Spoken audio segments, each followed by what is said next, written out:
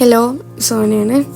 നമുക്കിന്ന് സത്യസന്ധനായിട്ടുള്ള ഒരു മരം വെട്ടുകാരൻ്റെ സ്റ്റോറി നോക്കാം. ഒരിക്കൽ ഒരു ഗ്രാമത്തിൽ ഒരു പാവപ്പെട്ട മരം വെട്ടുകാരൻ ജീവിച്ചിരുന്നു.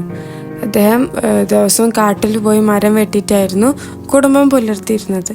അങ്ങനെ ഇരിക്കെ ഒരു ദിവസം അദ്ദേഹം ഒരു പുഴയുടെ അരികത്തു നിന്ന് മരം വെട്ടുന്ന സമയത്ത് അദ്ദേഹത്തിൻ്റെ കയ്യിലുണ്ടായിരുന്ന മഴു വെള്ളത്തിലേക്ക് വീണുപോയി. അങ്ങനെ അവിടെ ഇരുന്ന് വിഷമിച്ചിരിക്കുകയായിരുന്നു അദ്ദേഹം. കാരണം അദ്ദേഹത്തിന് നീന്താൻ അറിയാത്തത് കൊണ്ട് വെള്ളത്തിൽ ഇറങ്ങാൻ പറ്റില്ല. അങ്ങനെ അദ്ദേഹം അവിടെ വിഷമിച്ചുകൊണ്ടിരിക്കുമ്പോൾ ജലദേവത വന്നിട്ട് അദ്ദേഹത്തിനോട് ചോദിച്ചു, എന്തിനാണ് നീ കരയുന്നത് എന്ന്. ആ സമയത്ത് ആ മരം വെട്ടുകാരൻ മറുപടി പറഞ്ഞു, എൻ്റെ മഴു ഈ വെള്ളത്തിൽ പോയി, എൻ്റെ ജീവിതമാർഗം ഈ മരം വെട്ടലാണ്, അപ്പോൾ അതില്ലാതെ എനിക്ക് കഴിയില്ല, പുതിയതൊന്ന് വാങ്ങാനുള്ള പണവും എൻ്റെ കയ്യിലില്ല. ആ സമയത്ത് വിഷമം തോന്നിയ ജലദേവത ആ പുഴയ്ക്കുള്ളിലേക്ക് പോയിട്ട് 3 മഴ എടുത്തു കൊണ്ടുവന്നു. ഒന്ന് സ്വർണം, ഒരു വെള്ളി, പിന്നെ അദ്ദേഹത്തിൻ്റെ മഴു. ഇതിലേതാണ് നിന്റെ മഴു എന്ന് അദ്ദേഹത്തോട് ചോദിച്ച സമയത്ത് അദ്ദേഹം പറഞ്ഞു, ഇതാണ് എൻ്റെ മഴു, ഇത് രണ്ടും എൻ്റേതല്ല എന്ന് പറഞ്ഞു.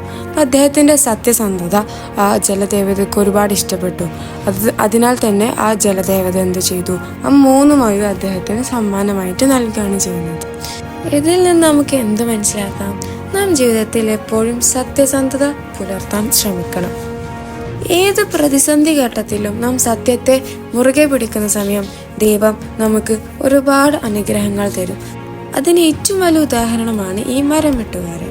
സോ എന്ത് പ്രതിസന്ധികൾ വരുന്ന സമയത്തും മേ ബി ഈ സത്യം പറയുന്നത് മൂലം നമുക്ക് പല പ്രശ്നങ്ങൾ ഉണ്ടായേക്കാം, പല പ്രോബ്ലംസ് നമ്മൾ നേരിടേണ്ടി വന്നേക്കാം. ഏത് പ്രതിസന്ധി ഘട്ടത്തിലും നാം സത്യത്തിൽ ഉറച്ചു നിൽക്കുകയാണെങ്കിൽ ദൈവം നമുക്ക് ഒരുപാട് അനുഗ്രഹങ്ങൾ നൽകും. സോ നാം ഓരോരുത്തരും ജീവിതത്തിൽ സത്യത്തെ മുറുകെ പിടിക്കാൻ ശ്രമിക്കുക. Thank you.